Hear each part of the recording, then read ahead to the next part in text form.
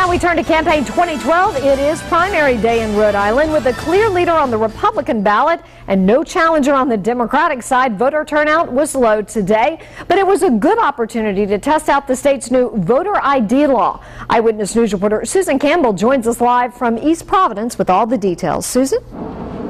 Susan, so far today there haven't been any problems implementing that new law, and almost everyone who's shown up to vote has had the proper identification. But all across the state there haven't really been that many people lining up to cast their ballots. A slow turnout for Rhode Island's presidential primary. We're seeing what we expect, a very, very minuscule turnout. There's really no contested races on the ballot in the sense of the Democrats or the Republicans. President Barack Obama is running uncontested on the Democrats' ticket, while the Republican race is all but a sure thing for Mitt Romney.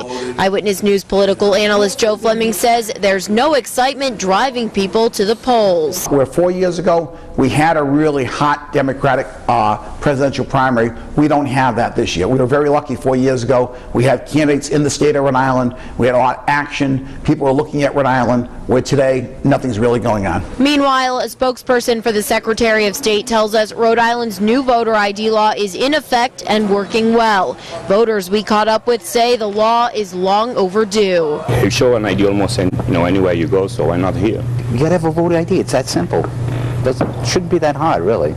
Eyewitness News has learned only 2 people across the state have had to cast provisional ballots because they did not have proper identification.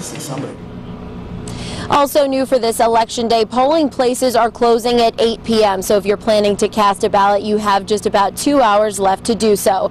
Live in East Providence with the mobile newsroom, Susan Campbell, Eyewitness News.